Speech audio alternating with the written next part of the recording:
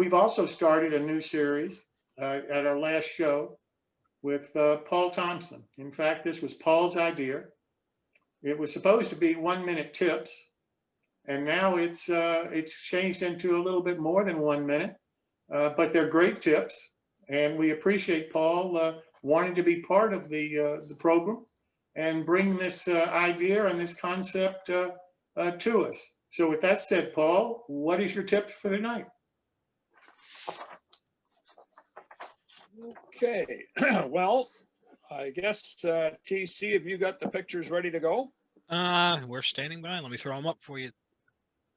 I'll just refresh everybody. Last week, we repaired a broken locomotive. And this week, I thought I would proceed with a little bit of preventative maintenance on locomotives and cars and whatever you have.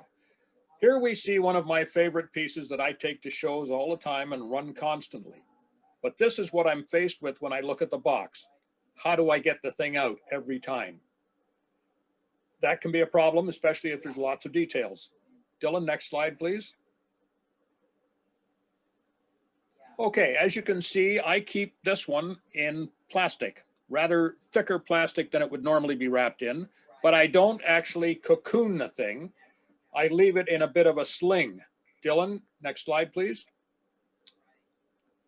So I am capable of lifting this out with one hand, and that way it comes directly out, everything slides nicely out, and then I set it down on a nice soft piece, usually the top piece of foam. But this doesn't always work with everything. Next slide, please, Dylan. Okay, here we see, I've been into the Christmas ribbons, and you can see that I have 2 ribbons in here, and when I wrap the thing a little more closely, I can now lift it out. Next slide, please, Dylan. Now, I apologize for this being upside down. There was no way I could write it. But as you can see, there's 2 small ribbons that basically I raided out of the sewing box of my dear beloved.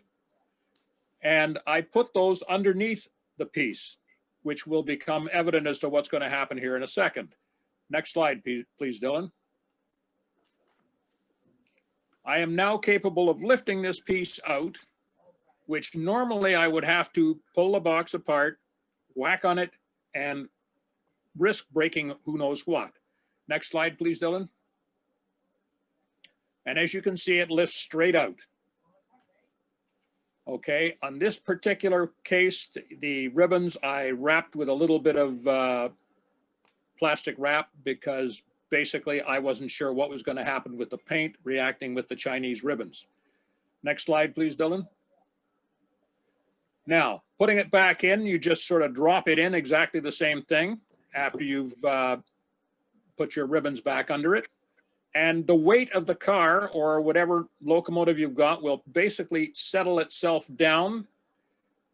And Bob's your uncle, it goes back in quite nicely. Next slide, please, Dylan. I think that's the last one. And as you can see, it fits right neatly in again. There may be another one. Is there another one, Dylan? Maybe not. Anyway, I would caution 2 things though. Number 1, be well aware of where you're putting the pressure points on these ribbons as you go to lift them out. You can use a narrower ribbon to go through cars and locomotives that have detail. Don't put the ribbons over handrails on diesel locomotives. They'll bend in.